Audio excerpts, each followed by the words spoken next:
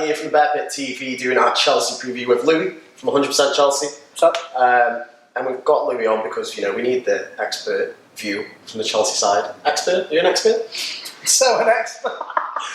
But anyway, Chelsea look like you're running away with the league. And to be honest, not many teams have stopped you this season. But if we are going to stop you, what do we need to do? Just play like you normally do, because you seem to be able to stop us quite consistently most of the time. Whenever we go to you, I mean, there was a couple of seasons ago when people thought we were running away with it. We came to you, you absolutely battered us. It was like Asahi. Oh my God, it was a horrible day. But it was, you know, you guys, you seem to, against the big teams, and I'm not saying it's bad tactic, it's effective, and that's what matters. We do it against the majority of big teams. Yeah, you just kick the living daylights out of every single player. Hazard's going to have a field day in terms of getting fouls, I reckon.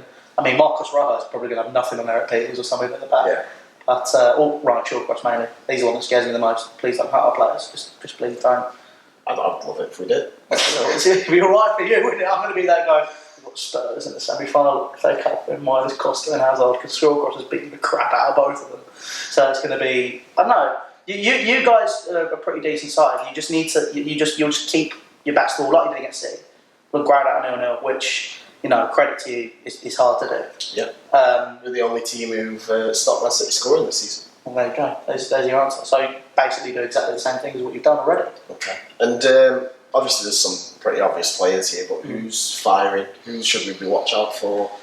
I know Kante did brilliantly, and he's done brilliantly all season, but in that game against Man United, just gone. See you're like the king of Twitter, so you don't need to worry about Kante because he's already following you. There you go. There you go. Hey. But yeah, he's definitely been. He was a missing link. I think we had that player in sort of Essien, Makaleli, then Matic had that slight resurgence when we bought him, and the season we won the league. But he's kind of sort of gone on the back burner. I mean, the chances are he'll probably start just to try and keep a solid midfield. But I think the player for me, which has been outstanding this season compared to what he was last season, is Hazard. Obviously, he's been tearing teams apart. I think that when we lost to Arsenal and we changed to that 3-4-3, as that player in the front three, he just has that ability just to be free. He's just free roaming. And so with Marcos Alonso behind him and then Victor Moses as well, who's been, you know, no one would expect that right wing back position. Yeah. You know, with them just obviously covering and having the legs to do it, the front three can just move as they want. For Chelsea fans, I mean, I've been talking about it with my dad quite a lot, and he's been saying, you know, it's hard for him to think about it, but Hazard's now kind of up there as like a Zola-esque player. Yeah. Not sort of cult, but yeah, cult. Sort of a bit like Costa's a bit of a cult player because he's going to be a short. He's a bastard. Yeah, but you need to be a bastard. He's a lovable bastard. Yeah, exactly. Like every team he plays against hated, you'd love him if he's your side. Exactly. It's like you've got that mentality. But when he's playing shit, you just don't want anything to do with him because he can have one of those days. Like when we went up to Burnley, him and Hazard, they just didn't want to be there. It's like, it's snowing, and they're running around keeping nice and warm, and there's me just sat there just shaking. Because it's like, it's freezing and there's nothing in Burnley. It's like you go to hell and then you come back. Yeah. But it's you know, it all depends on if they turn up. Because for me, what I've got in the back of my head is I'm still there going, 10 points. We still got United, we still got City to play. We lose those 2 games, it's a 4-point gap. If they win all their games It's as well. a must-win. Exactly. For me, if we win this week, I think it kind of puts the balance even more in our favour than it is now.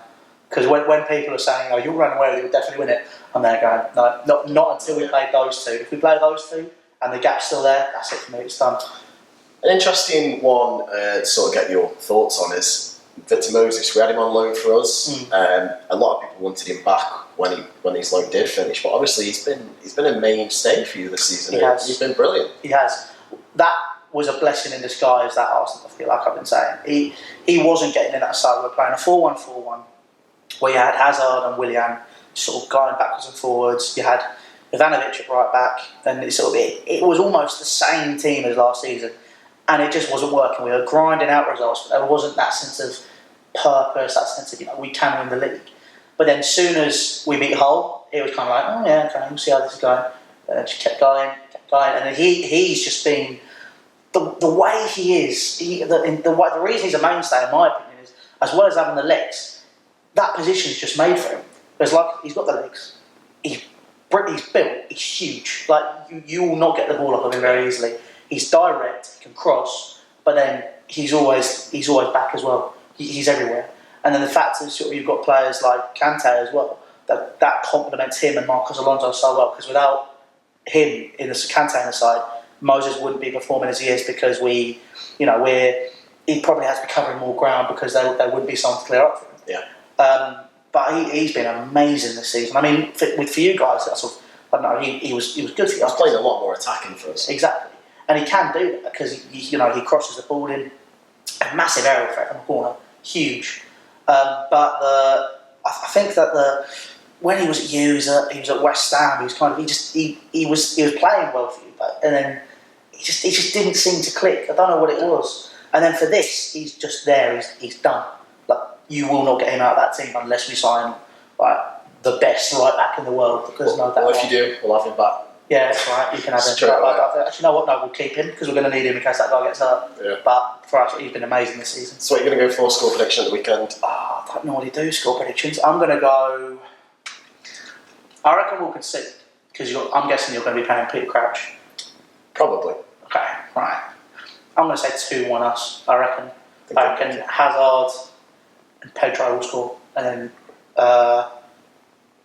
also Joe Allen if he plays. Weecho will get the other one. Okay, well hopefully it's not. Hopefully we do get a point at least. If you do want to go and see some probably some title celebrations, go and check out 100% Chelsea and go and subscribe to their channel if you maybe are the Chelsea persuasion.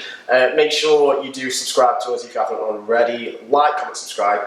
See you later.